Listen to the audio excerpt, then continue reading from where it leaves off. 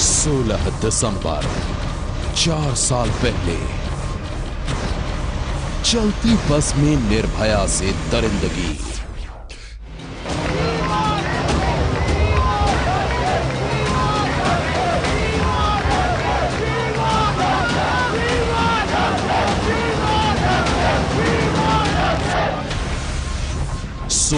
दिसंबर 4 साल बाद चलती कार में लड़की से बलात्कार।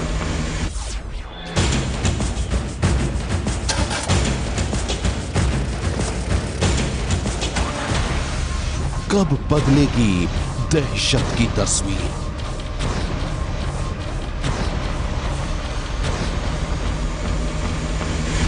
डरावनी दिल्ली। अब भूले नहीं होंगे दहशत की वो कहानी, चलती बस में दरिंदगी की वो वारदात जिसने 4 साल पहले छीन ली थी निर्भया की जिंदगी।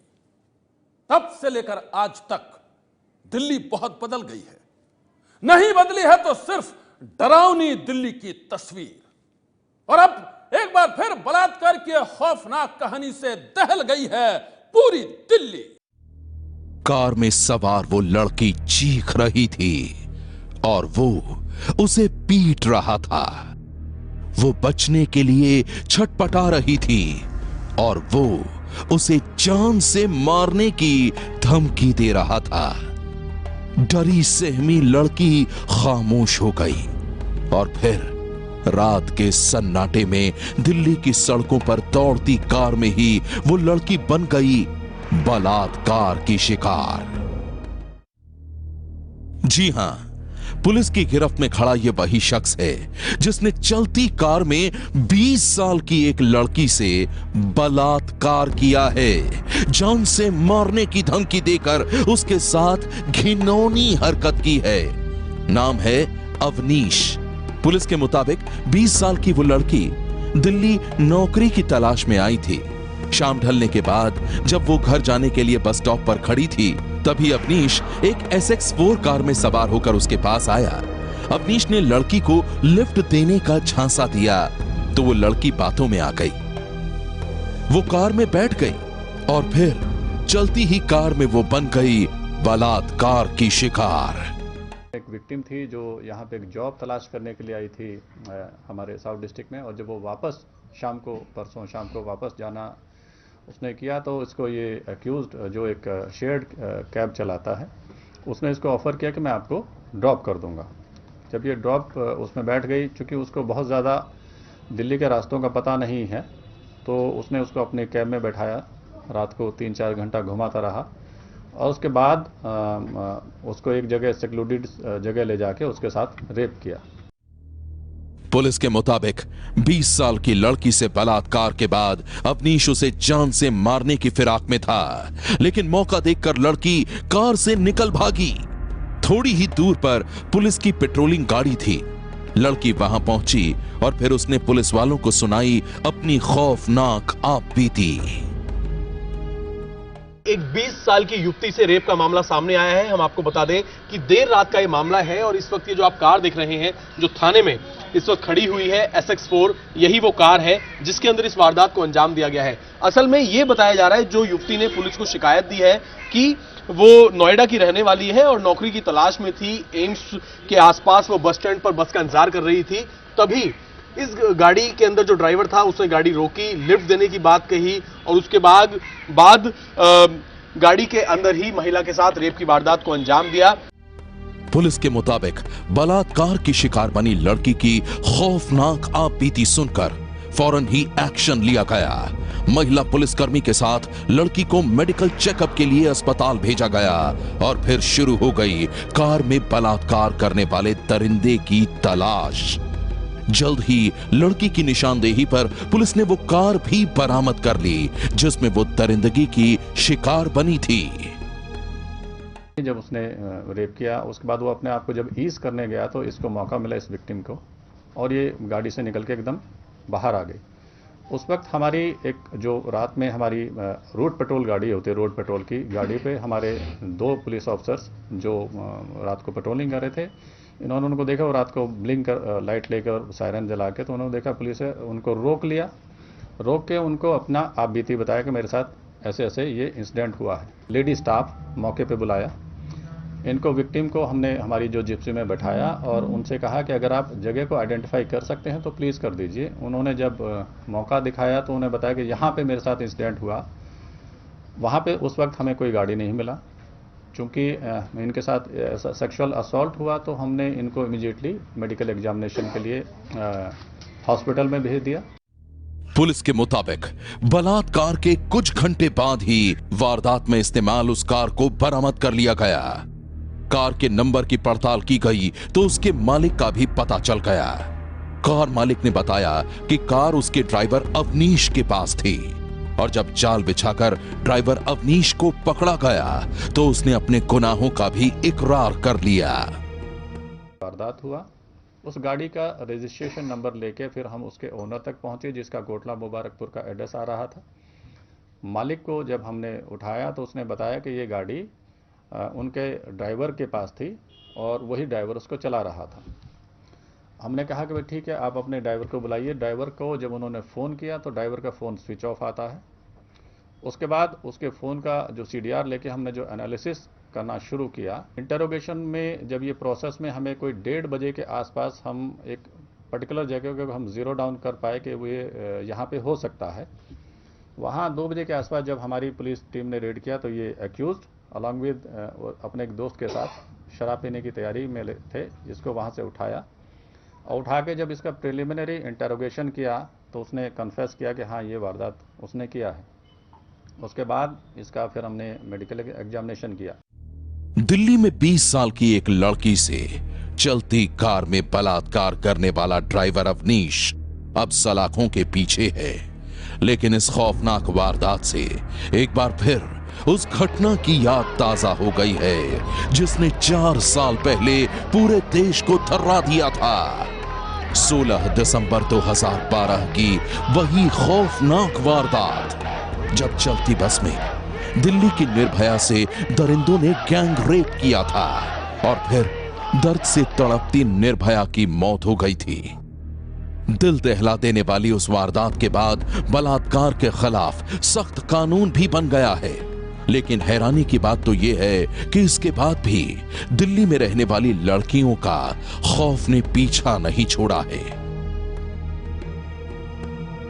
दिल्ली में बलात्कार के बढ़ते मामलों से देश की राजधानी दिल्ली को रेप कैपिटल भी कहा जाने लगा है। नेशनल क्राइम रिकॉर्ड ब्यूरो के मुताबिक साल 2015 में सिर्फ दिल्ली में ही बलात्कार के 2199 मामले दर्ज हुए हैं, जिनमें से 92 मामले गैंग रेप के थे। एक आंकड़े के मुताबिक साल 2016 के पहले 6 महीने में ही 473 रेप केस सामने आए, जिसमें 18 केस गैंग रेप के हैं। ऐसे में बड़ा सवाल यही है कि देश की राजधानी दिल्ली में लड़कियां कब तक बनती रहेंगी दरिंदों की शिकार। सनसनी के लिए दिल्ली से अभय पराशर की रिपोर्ट। दिल्ली में लड़कियां महफूज नहीं हैं।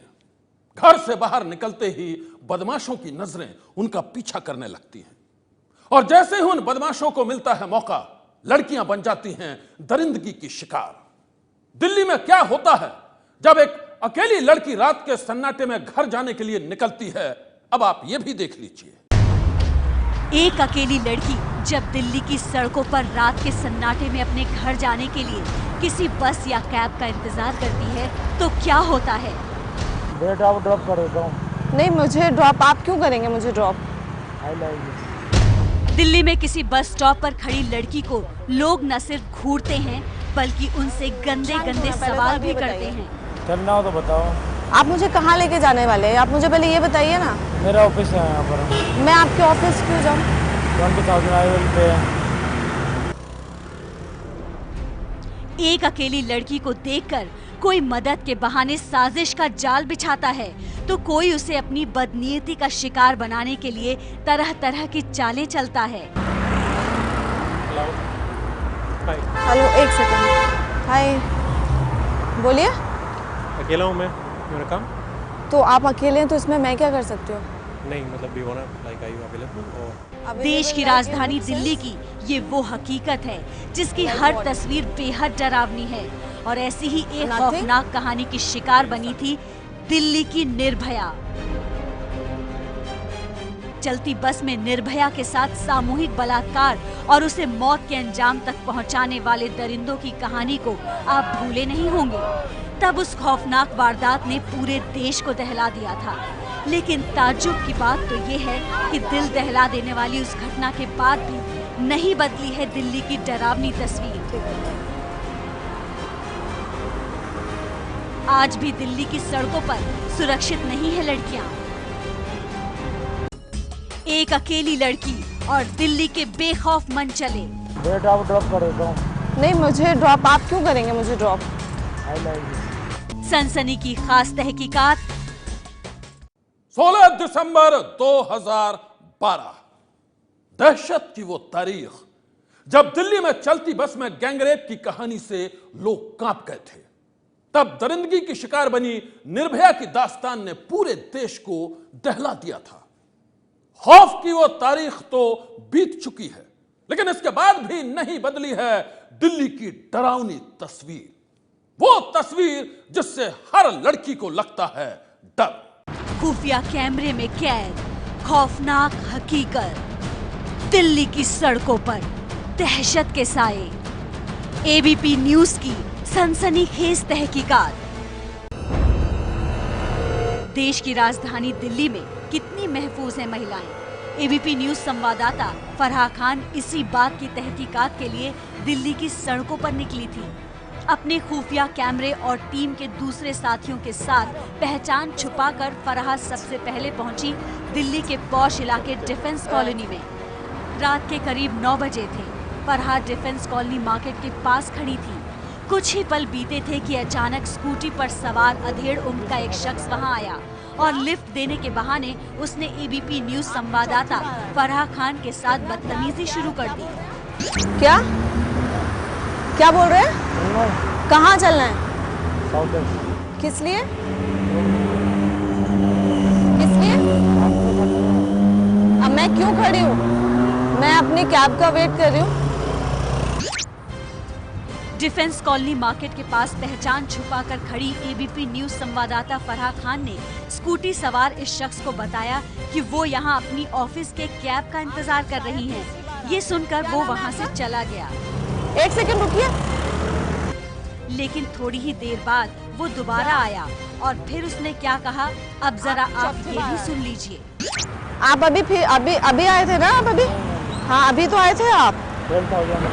10,000 किस लिए? आप मुझे 10,000 किस चीज़ का पे कर रहे हैं? नहीं, मैंने तो आपसे ड्रॉपिंग मांगी नहीं। 20,000 किस ये आप मतलब आप मुझे किस चीज़ के लिए पैसा दे रहे हैं? ड्रॉप कर देता हूँ। नहीं, मुझे ड्रॉप आप क्यों करेंगे? मुझे ड्रॉप आप यू लाइक मी, बट आप ऐसे कैसे मतलब मुझसे बोल सकते हैं? क्या? तो आप जाइए ना, फिर आप मुझे क्यों ड्रॉप कर रहे हैं? 20,000 मतलब आप मुझे पैसे क्यों ऑफर कर रहे हैं? मैंने आपसे मांगे पैसे? नहीं, विश का क्या मतलब? मैं यहाँ खड़ी हूँ, मेरी कैब वेट कर रही है, तो आप मुझे पैसा ऑफर क्यों कर रहे हैं? वो छोड़ देता हूँ। आप क्यों मेरे पीछे पड़े हैं? मुझे ये समझ में नहीं आ रहा है। आपको पेमेंट चाहिए, पैसे चाहिए, आपको 20 चाहिए, मैं आपको आज 20,000 आप मुझे 20,000 दे रहे हैं? किस चीज़ के लिए? मैंने आपसे पैसे तो मांगे नहीं है। I can drop you. आप मुझे क्यों ड्रॉप कर रहे हैं? आप जाइए ना, अपना काम कीजिए।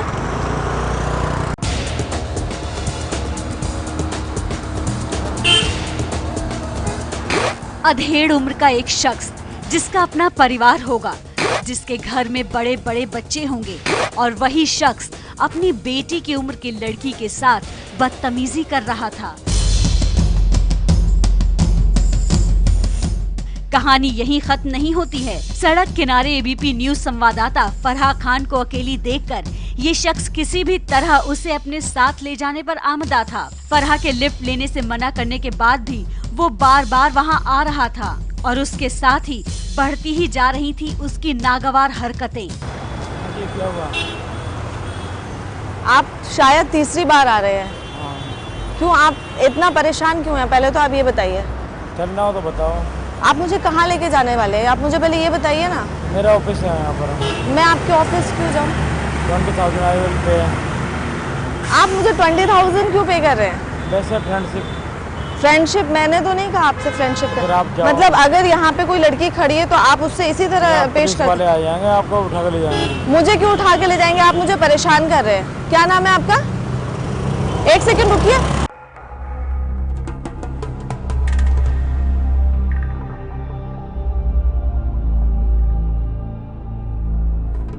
ये तो हद ही हो गई। स्कूटी सवार अधेड़ उम्र के शख्स को जब लगा कि लड़की ऐसे उसके साथ नहीं जाएगी तो वो पुलिस का डर दिखाने लगा। सिलसिला यही नहीं थमा। नाम पूछने पर ये मौके से भाग गया, लेकिन थोड़ी ही देर बाद अपने नापाक इरादों के साथ फिर हाजिर हो गया। आपको कोई कैब नहीं मिलेगी, समय से जाना है, बता दो। क्या? तो पेमेंट लेके जाना 50,000 रुपये। आप चौथी बार आ रहे हैं। कितना? क्या क्या क्या बोल रहे हैं आप? आप जाना नहीं जाना? क्या जाना नहीं जाना? कहाँ? आप मुझे लेके कहाँ जा रहे हैं? आप मुझे बताइए। जहाँ जाऊँगा छोड़ दूंगा। नहीं, मुझे आपकी मदद चाहिए नहीं। रात के करीब 9 बजे मैं दिल्ली के किसी सुनसान इलाके में नहीं खड़ी थी। मैं खड़ी थी दिल्ली के पॉश इलाके डिफेंस कॉलोनी मार्केट में। वहीं स्कूटी पर सवार एक अधेड़ उम्र का आदमी मेरे पास आया और मेरे साथ बदतमीजी करने लगा। वो हर हाल में मुझे अपने साथ ले जाने के लिए आमादा था और जो मेरे साथ हुआ वो किसी भी लड़की के साथ हो सकता है। एबीपी न्यूज संवाददाता फराह खान दिल्ली की सड़कों पर मंडराने वाले खतरे को सिर्फ देख ही नहीं रही थी, वो इस खतरे को बेहद करीब से महसूस भी कर रही थी। हद तो तब हो गई जब स्कूटी सवार अधेड़ उम्र का वो सरफिरा 5वीं बार वहां आया। क्या? आपको क्या चाहिए? आप 5वीं बार आ रहे हैं? आपको क्या चाहिए? आपको क्या चाहिए? मैं ये पूछना चाहती हूँ आपसे। मैं आपको ड्रॉप करना चाहता हूँ, जहाँ जाना है। लेकिन मैं नहीं जाना चाह रही हूँ ना। आप क्यों मेरे पीछे पड़े? मुझे ये समझ में नहीं आ रहा है। देखा आपने दिल्ली की सड़कों पर घूमने वाले बेखौफ मनचले किसी अकेली लड़की को देखकर उसके साथ कैसा बर्ताव करते हैं, वो कैसे उसे अपने जाल में फांसने की कोशिश करते हैं। आगे देखिए, सड़क पर घूमने वाले इन मनचलों के आगे बेबस दिल्ली पुलिस की दास्तान। आप हमारी माँ हो, ये 100 का नोट लो और आप हमें मैं जाता हूँ। नोटबंदी में चोर ने दिखाई दरिया दिली।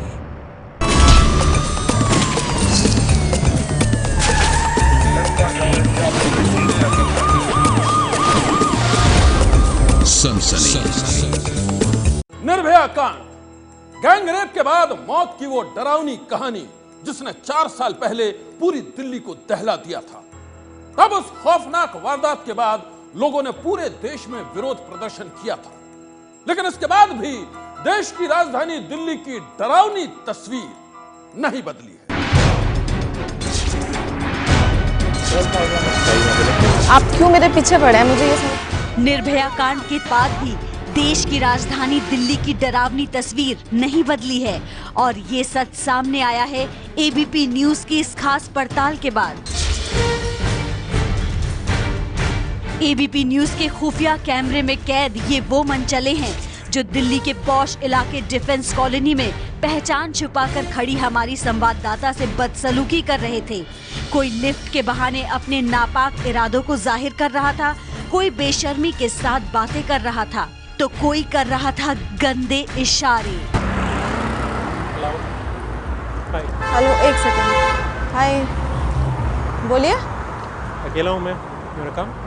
तो आप अकेले हैं तो इसमें मैं क्या कर सकती हूँ? नहीं मतलब भी होना, लाइक आई यू अवेलेबल और available like in which sense? Like what? What do you want? Nothing. Okay, you standing here like that? Yeah. Okay okay alright, cool. क्यों, आपको कोई प्रॉब्लम है? नहीं नहीं, सॉरी फॉर दैट।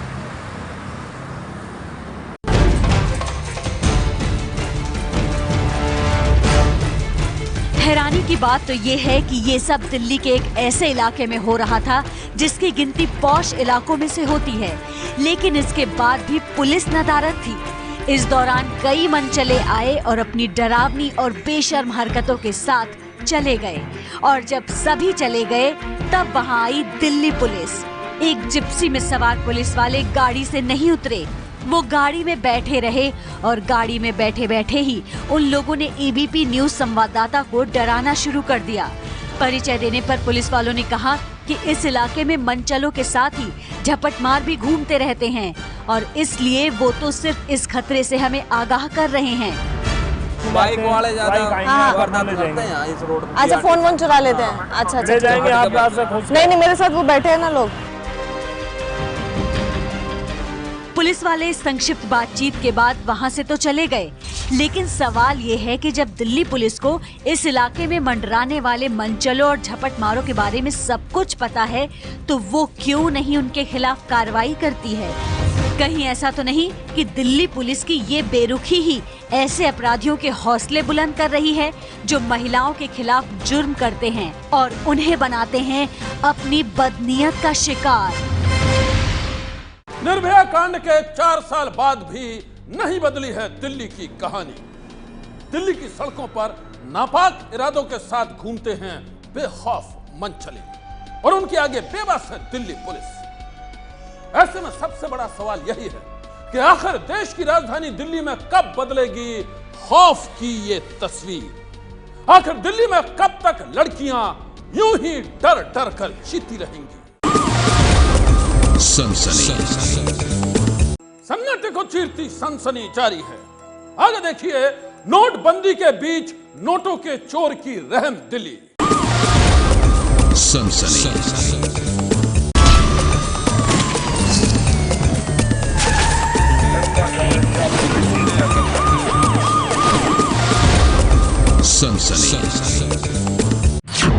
नोट के लिए bank वाले का खून,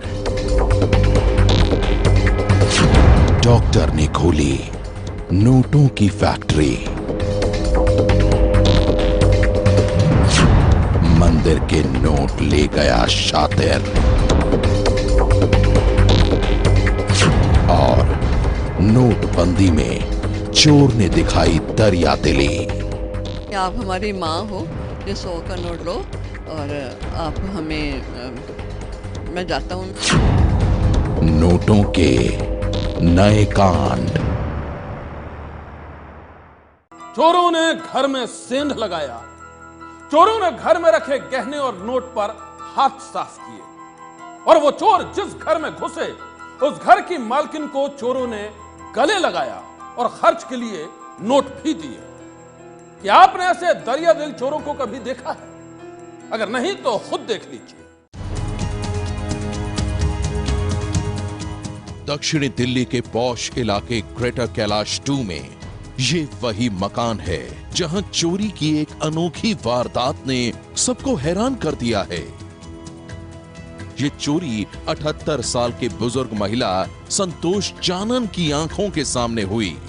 चोरों के गैंग ने संतोष चानन के कीमती गहने और रुपए समेट लिए। संतोष चानन बेबसी से सब कुछ देखती रहीं, लेकिन चोरों ने इस बुजुर्ग महिला के साथ जो किया वो सुनकर आप भी चौंक जाएंगे। संतोष चानन के मुताबिक चोरों ने वारदात को अंजाम देने के बाद उन्हें गले लगाया और खर्च के लिए 100 का एक नोट थमाकर चलते बने। कहते नहीं आप हमारी माँ हो, ये 100 का नोट लो और आप हमें मैं जाता हूँ। बुजुर्ग महिला संतोष चानन की आप बीती बेहद अनोखी है। इनके मुताबिक गुरुवार देर रात करीब 2 बजे वो अपने घर में सो रही थीं। तभी घर का गेट काटकर 4 चोर उनके कमरे में जा घुसे। उस समय 2:10 का टाइम होगा, तो मैं वॉशरूम में गई थी। वहाँ से अपना करके अपना बेड में लेटी हूँ। 2 मिनट हुए तो थोड़े से पहले मुझे आवाज़ आई कि खड़क से कुछ हुआ। मैं ऐसे ही होगा कुछ, तो लेटी हूँ। तो 2 मिनट के बाद देखा कि मेरे सामने एक लड़का, उसके मुंह में कपड़ा बंधा हुआ था और उसको देख के मैं जोर से चलाई, तो उसने मेरा मुंह दबा दिया। मैंने कहा बेटा मेरा मुंह छोड़ो, मैं सांस नहीं ले सकती। तो उसने छोड़ दिया। 15 दिसंबर की रात तकरीबन 2:10 पर 4 चोर इस महिला के घर पर घुस आते हैं और ये ऊपर की जाली काट कर इन्होंने ऊपर की कुंडी खोली और फिर नीचे का शीशा तोड़कर इन्होंने नीचे की कुंडी खोली और फिर 4 चोर अचानक से महिला के घर घुस आते हैं। संतोष चानन ने हिम्मत से चोरों का सामना किया। उन्होंने चोरों से कहा कि वो जोर जबरदस्ती ना करें, उन्हें जो ले जाना हो ले जाएं। इसके बाद चोरों का गैंग भी शांत हो गया और वो आराम से संतोष चानन के गहने उतारने लगे। गहने कहाँ हैं, पैसे कहाँ हैं? तो तब तो उसने मेरे गले में चेन देख ली थी, उसने उतारी। उससे उतारते उतारते तो मैंने कहा बेटा, मैंने कहा बालियाँ मैंने कान से निकाल ली और हाथ की दोनों चूड़ियाँ निकाल के मैंने दे दी। और फिर बोला पैसे का, मैंने बोला ड्रॉस खोलो, उसमें मेरा पर्स पड़ा है। तो उसमें 2000 का नोट था और एक कुछ 100 के होंगे। संतोष चानन ने चोरों से वादा किया वो ना तो चीख पुकार मचाएंगी और ना ही उनके रहते किसी को फोन करेंगी। उनकी बात सुनकर चोरों की हिम्मत और बढ़ गई। वो संतोष चानन के पर्स में रखे सारे नोट निकालने लगे। ये देखकर संतोष चानन के सब्र का बांध टूट गया। संतोष चानन की चिंता ये थी कि अगर सारे नोट चोर ही ले जाएंगे तो उनके पास खर्च करने के लिए कैश कहां से आएगा। संतोष चानन की बात सुनकर चोरों का दिल भी पसीज गया। घर से निकलने से पहले चोरों ने संतोष चानन को खर्च के लिए 100 रुपए का नोट थमा दिया और मां की तरह आदर देकर उन्हें गले भी लगाया। जब जाने लगे तो मैंने तभी कहा ना कि मैं क्या सुबह खाऊंगी। कहते नहीं, आप हमारी माँ हो, ये 100 का नोट लो और आप हमें मैं जाता हूँ। मैं कहा अच्छा बेटा, आप भगवान आपको सद्बुद्धि दे और ठीक है। तो आप शोर नहीं मचाना। मैं नहीं शोर मचाऊंगी, तो आप जाइएगा। संतोष चानन ने चोरों से किया हुआ वायदा निभाया और उनके जाने के बाद ही अपने परिवार वालों को फोन किया। बाद में पुलिस भी आई। छानबीन शुरू हो चुकी है, लेकिन चोरों का कोई सुराग नहीं मिला है। सनसनी के लिए दिल्ली से निधि श्री झा की रिपोर्ट। सनसनी। नोटबंदी के बाद चोरों की नजर कैश पर है। नए नए नोट की खोज में है वो, लेकिन एक चोर ने तो सारी हदें ही पार कर दी। नोट की खोज में वो पहुंच गया एक मंदिर। आस्था के मंदिर में एक चोर की शातिर करतूत को देखकर आप भी दंग रह जाएंगे। तस्वीरें राजस्थान के जोधपुर की सूरसागर क्षेत्र के एक मंदिर की हैं। 14 दिसंबर शाम करीब 4 बजे। उस रोज इस मंदिर के आसपास चहल पहल कम थी। मंदिर के पास से गुजरते लोगों को यह जरा भी एहसास नहीं था कि इस पर एक शातिर शख्स की नजर है। ये देखिए किस तरह से वो शख्स दबे पांव मंदिर की ओर बढ़ रहा है। मंदिर का मुख्य दरवाजा बंद है, लेकिन इसने बड़े इत्मीनान से दरवाजे को खोला। इसके बाद वो धीरे धीरे मंदिर में भगवान की मूर्तियों की तरफ बढ़ता है। मंदिर में घुसने के बाद तो मानो इसके मन की मुराद ही पूरी हो गई। वो मंदिर में रखी मूर्तियों की तरफ बढ़ता है और भगवान के आभूषणों पर हाथ साफ करने लगता है।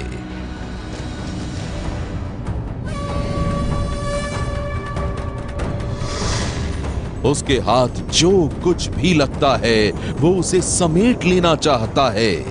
वो आभूषणों को अपनी जेबों में भरता है। थोड़ी देर बाद जब वो पूरा सामान लपेट लेता है तो फिर दबे कदमों से बाहर निकलता है और बड़े ही आराम से मंदिर के बाहर निकल जाता है। ये चोर अपने मकसद में कामयाब तो हो गया, लेकिन उसको शायद पता नहीं था कि मंदिर में सीसीटीवी कैमरा लगा हुआ था और उसकी पूरी करतूत कैमरे में रिकॉर्ड हो रही थी।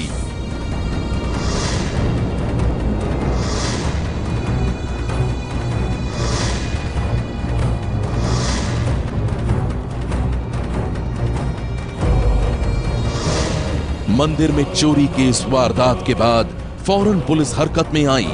सीसीटीवी की इन तस्वीरों की मदद से जब छानबीन शुरू हुई तो ये चोर भी पकड़ा गया।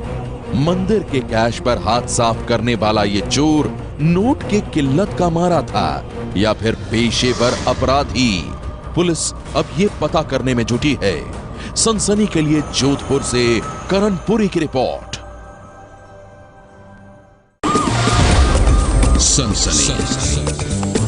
नोटों की हद पर कोई चोर बन गया तो कुछ शातिर ऐसे भी हैं जो खुद ही नोट छापने लगे। सनसनी में आगे देखिए एक डॉक्टर की नोट फैक्ट्री।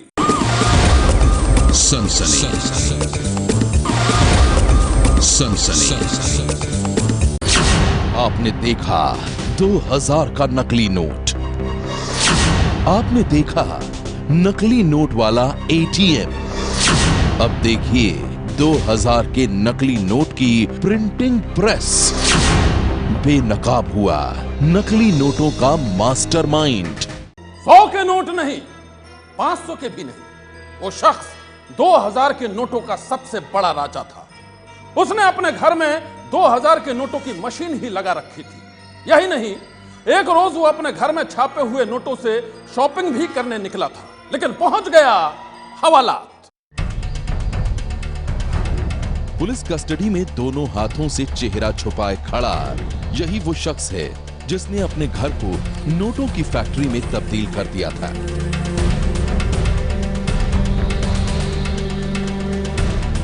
महाराष्ट्र के कोल्हापुर में रहने वाले डॉक्टर सुधीर कुंबले ने अपने घर के अंदर ही लगा ली थी नकली नोटों की प्रिंटिंग प्रेस।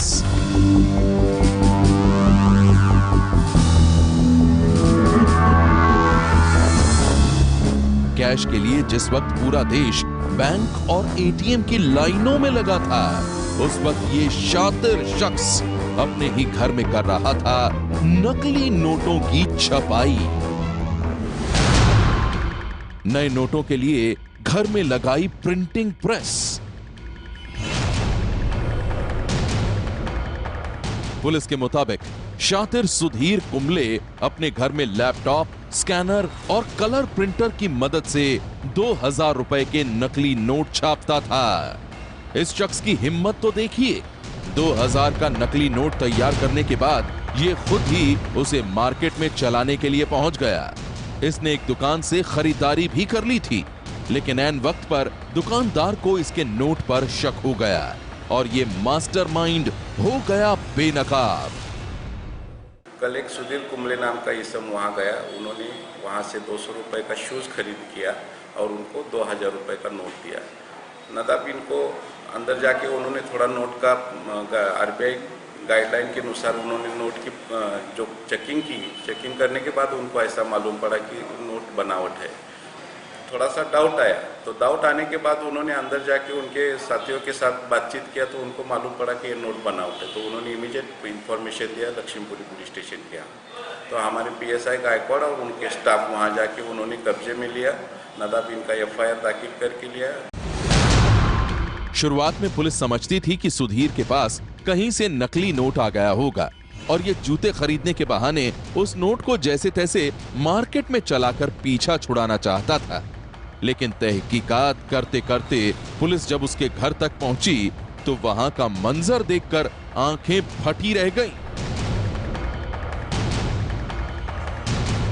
इस शख्स के पास 2000 के कई और नकली नोट थे। इतना ही नहीं, इसने अपने घर में नकली 100, 50 और 20 के नोट भी तैयार करके रखे थे। पुलिस ने इस मास्टरमाइंड के घर से नकली नोट छापने का सारा साजो सामान जब्त कर लिया है। रातों रात दौलतमंद बनने के लिए इस शख्स ने बेहद शातिराना तरकीब आजमाई थी, लेकिन इसने ये नहीं सोचा था कि यह तरकीब इसे सलाखों के पीछे पहुंचा देगी। सनसनी के लिए कोल्हापुर से रजत वशिष्ठ की रिपोर्ट।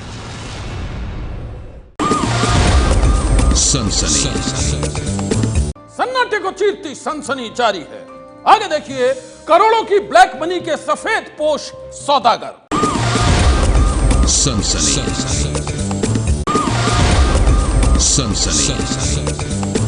धंधा नोट बदलने का था और धंधे की गाड़ी दौड़ रही थी कमीशन पर। धंधा जब चमका तो कमीशन की रकम भी बढ़ने लगी। लेकिन एक रोज कमीशन खोरी की यह कहानी खत्म हुई एक कत्ल पर। नोटबंदी के बाद कमीशन खोरी में खौफनाक गुनाह। काली कमाई को सफेद बनाने के चक्कर में मर्डर। 20% कमीशन के लालच ने छीनी जिंदगी। काले धन को सफेद करने के लिए शुरू हुआ कमीशन खोरी का खेल एक शख्स के लिए जानलेवा साबित हुआ। कमीशन के चक्कर में एक बैंक कर्मचारी को अपनी जान से हाथ धोना पड़ा। खून से सनी ये लाश राजेश जिलाडिया की है। गुजरात के रहने वाले राजेश जिलाडिया जूनागढ़ के HDFC बैंक में काम करते थे। बैंक मित्र राजेश को कुछ लोगों ने मौत के घाट उतार दिया, लेकिन मर्डर का यह मामला कैश की किल्लत का नहीं बल्कि नोटों की अदला बदली का है। इस खौफनाक हत्याकांड के चश्मदीद हैं मरहूम राजेश के भाई किशोर चिलाडिया।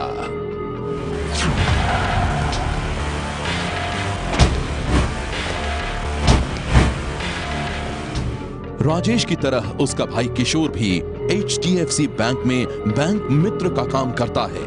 किशोर के मुताबिक ये दोनों भाई गुरुवार को जूनागढ़ के केशोद के नजदीक मघरवाड़ा गांव में 9 लाख की नकदी लेकर उसे पुराने नोटों के साथ 20% कमीशन पर बदलने के लिए गए थे।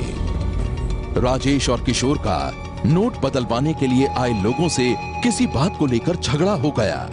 नोट बदलवाने आए 3 लोगों ने राजेश से 9 लाख रुपए छीन लिए और उसे चाकू गोदकर मार डाला। इस पूरी झड़प में राजेश के भाई किशोर भी जख्मी हुए हैं। पुलिस पूरे मामले की जांच कर रही है।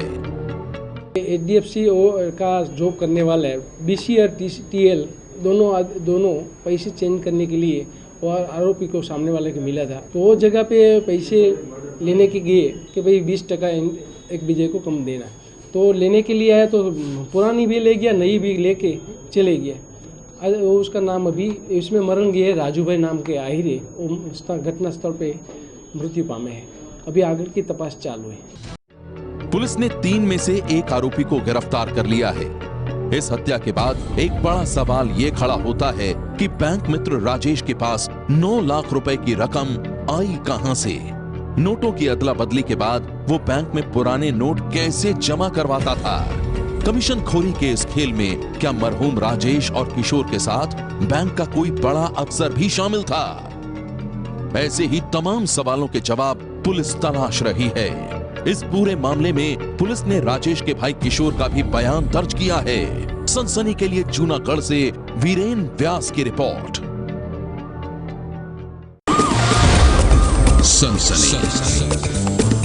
आज की सनसनी में बस इतना ही।